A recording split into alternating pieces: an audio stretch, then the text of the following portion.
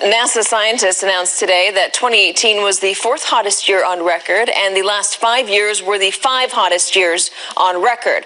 But climate change was missing altogether from President Trump's State of the Union address last night, even after his own administration found that by the end of the century, extreme temperature changes could cause more than 9,000 additional premature deaths every year.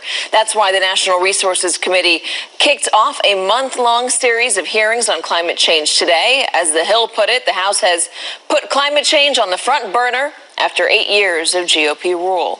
Joining me now, Arizona Democratic Congressman Raul Grijalva, the chairman of the House Natural Resources Committee. Congressman, thank you so much for joining us.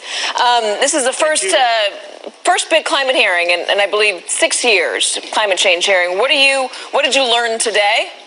Well, first of all, we learned that when people exert leadership, we had 2 governors, North Carolina and Massachusetts, Democrat, Republican, both as chief executives of their states, taking essential and important steps toward adaptation and to dealing with the very real issue of climate change in their states and affecting their people and their economies and public health. That proves that if people step up, you can begin to do something about the problem. That was important.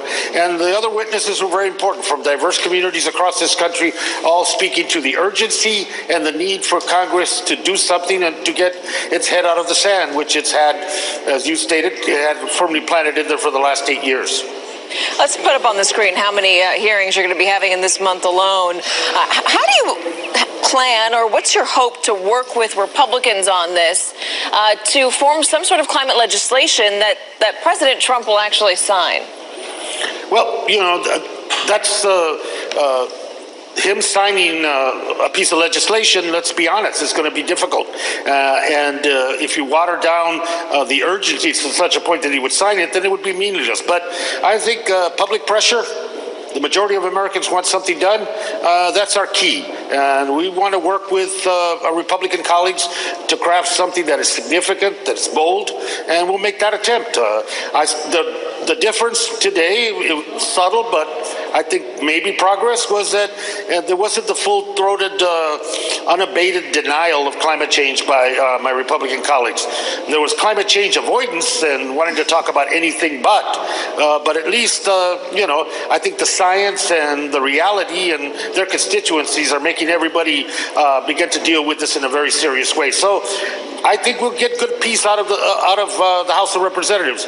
What the Senate does and what the president does with it is another question. We can't control that, but we can control the process that we have right now. Well, let me talk to you about whether or not going at it economically might be a good idea.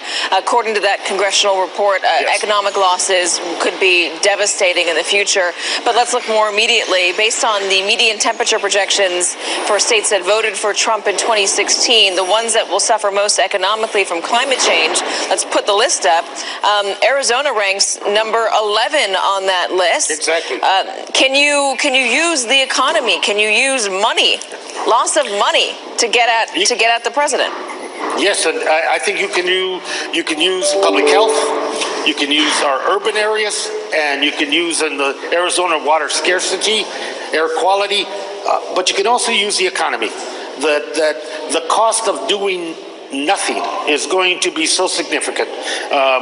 Our shorelines, our coastal areas, the warming up of our oceans, acidity in our oceans, all those are going to affect significant fishery industries and shellfish industries all along the Atlantic coast and fishing on the West Coast. Those are significant, billions and billions of dollars to those economies now in peril and jeopardized. I think the economy is a huge issue, and that has to be part, and we certainly are going to make it part of our rationale for doing something. Arizona Democratic Congressman Raul Grijalva, Congressman, Chairman, thank you very much. Thank you. And